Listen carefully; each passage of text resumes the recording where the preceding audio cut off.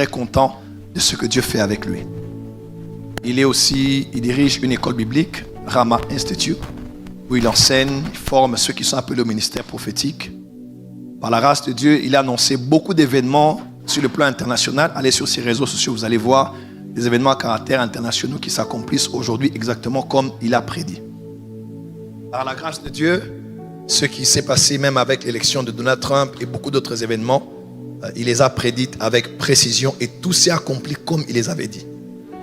C'est un homme qui aime passionnément le Seigneur et qui aime passionnément le corps de Christ. Chaque étape, je recevais des conseils de sagesse. C'est un homme que j'admire. Oui, que j'admire.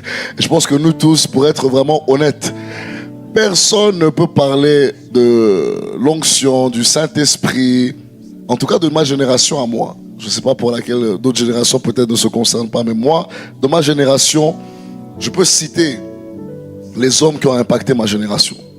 La génération précédente, la génération présente.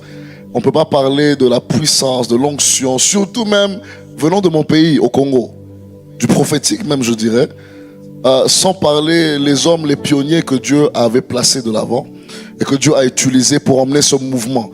Un mouvement qu'on ignorait, un mouvement qu'on ne connaissait pas. Nous, quand on s'est convertis, on ne savait pas qu'il y a...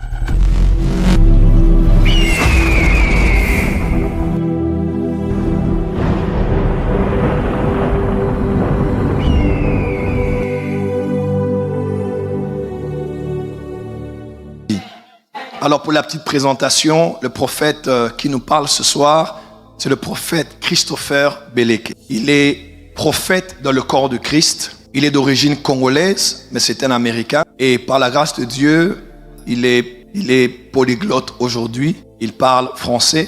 Comme ce soir, il prêchera en français. Peut-être qu'il aurait bien voulu prêcher avec un interprète, mais il peut couler facilement en français aussi. Et il prêche beaucoup plus en anglais. Et par la grâce de Dieu, c'est un des hommes que Dieu a suscité, a élevé dans notre génération. Il est prophète, il est aussi pasteur, autorité apostolique des églises TFC, qui a son église principale au Texas, à Dallas, aux États-Unis, qui est ici aussi à Paris. Et par la grâce de Dieu, il travaille beaucoup comme missionnaire dans le monde. Il touche beaucoup de nations anglophones, que ce soit en Afrique, en Europe, et surtout en Amérique, et plus précisément en Amérique latine. Là, il est en Bolivie, il est au Brésil, il est en Argentine, il est au Guatemala, il est dans plusieurs pays comme ça où il travaille au milieu des dizaines, des milliers de personnes à qui il apporte la parole de Dieu et Dieu se sert puissamment de lui. C'est fascinant. Je me rappelle, quand j'ai fait mon voyage au Madagascar, il y a des prophètes qui m'ont dit, on croyait que tu étais prophète, maintenant on sait que tu es prophète. Je dis pourquoi? Il dit parce que tu es congolais, comment tu peux prophétiser avec des détails comme ça sur les malgaches? Et on est tous prophètes, mais quand tu le vois prophétiser devant des Spanish, donner des noms, des adresses, des problèmes, la direction, c'est juste extraordinaire. Et je suis très fier et très content de ce que Dieu fait avec lui. Il dirige une école biblique, Rama Institute, où il enseigne, il forme ceux qui sont appelés au ministère prophétique.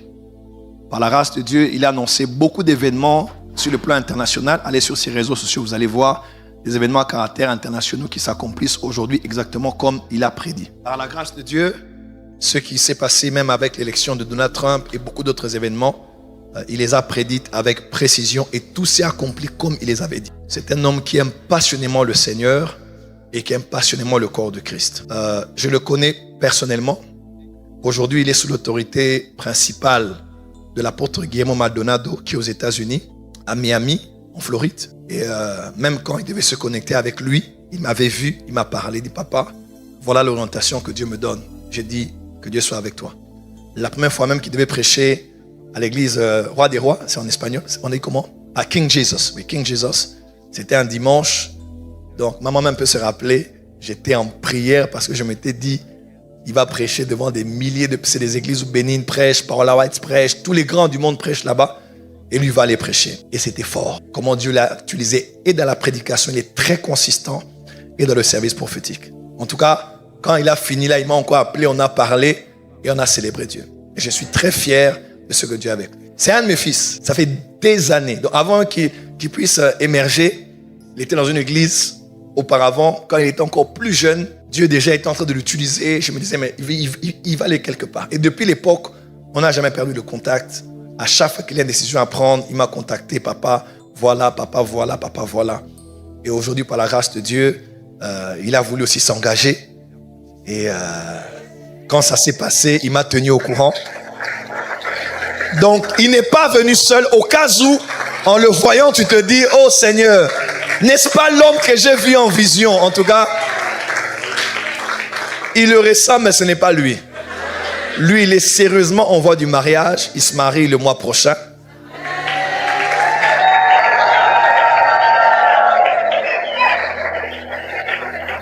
Avec ma précieuse fille Mina, bientôt, Madame Beleke. On acclame très fort, elle est parmi nous. Est-ce que la porte des cieux peut l'acclamer? C'est une de vos sœurs. Elle est formidable. Elle est formidable. Regardez, regardez-la. Dites future Madame Beleke. Vous êtes formidable. C'est comme ça qu'on dit, non? Allez acclamer là pour l'encourager. Bienvenue dans la famille. Elle est d'origine algérienne.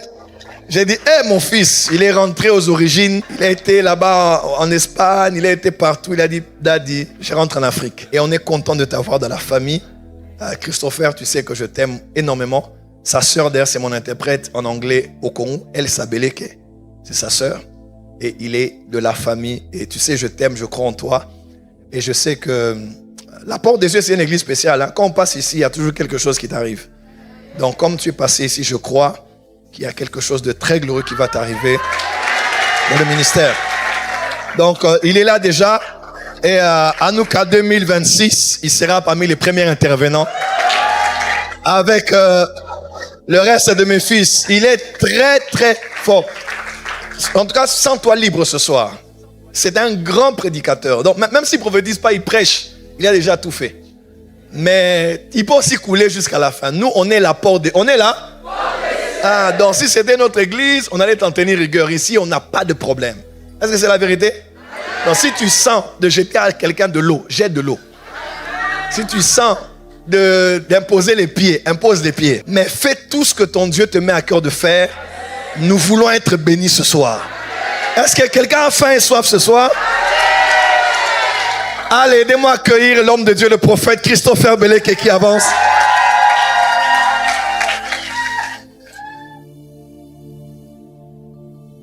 Alléluia. Est-ce qu'on peut acclamer le Seigneur? Encore un peu plus fort, est-ce qu'on peut acclamer Jésus? On peut lui rendre tout l'honneur, toute la gloire.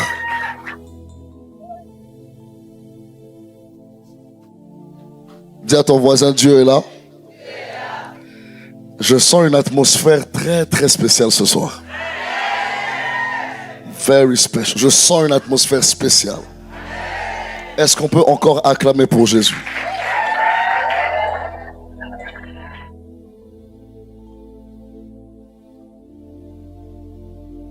Même en conduisant, en venant, papa, je sentais une onction particulière. J'ai dit, est-ce qu'il est en train de prier pour moi? Qu'est-ce qui se passe? Quelque chose est en train de frapper mon dos. J'ai dit, mais qu'est-ce qui se passe? Je crois que...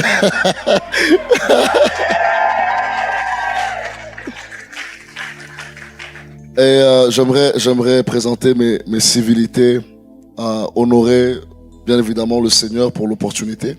La grâce d'être ici parmi vous, c'est vraiment un privilège.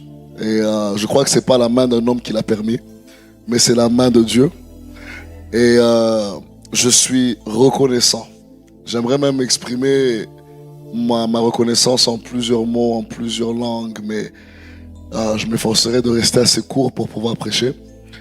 Je suis reconnaissant de la relation que je tiens avec notre papa, le prophète Joël Francis Tatou.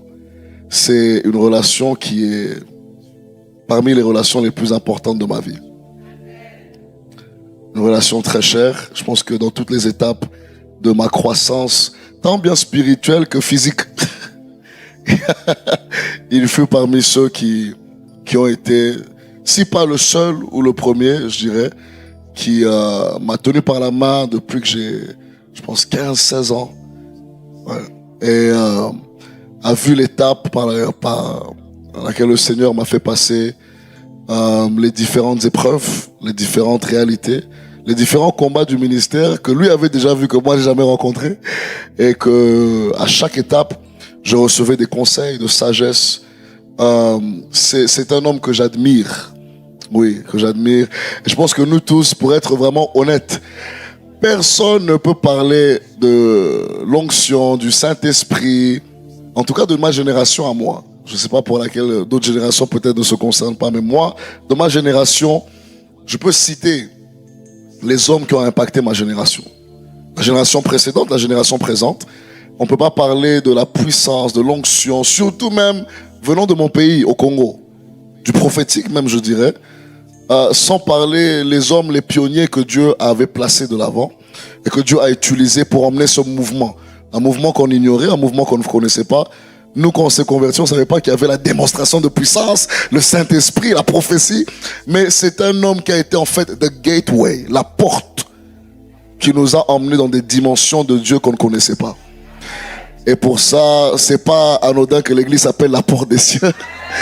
Parce qu'en fait, vous avez un homme qui représente la porte. Ouais. Donc moi, peu importe où je vais, je le dirai publiquement haut et fort, je suis reconnaissant. Oui, il a joué plusieurs casquettes dans ma vie. La casquette d'un père, la casquette d'un grand frère, la casquette d'un ami, la casquette d'une personne qui te parle comme s'il est de ta génération. Il me comprend dans tous les niveaux. Il m'a aidé dans mon choix de mariage, il m'a aidé dans mon choix ministériel. Et une grande partie de ce que je suis aujourd'hui, je le dois à cette relation que je tiens avec le prophète Joël. Voilà. Papa, love you so much. Alors, vous pouvez imaginer la sensation que j'avais dans mon esprit quand il m'a dit de venir prêcher. J'ai dit, pour la première fois, après toutes ces années, je me tiens sur la chair de la porte des cieux. Non, mais ça c'est incroyable. Ça il faut acclamer Dieu. C'est incroyable. Et je me tiendrai ici jusqu'à ce que Jésus revienne.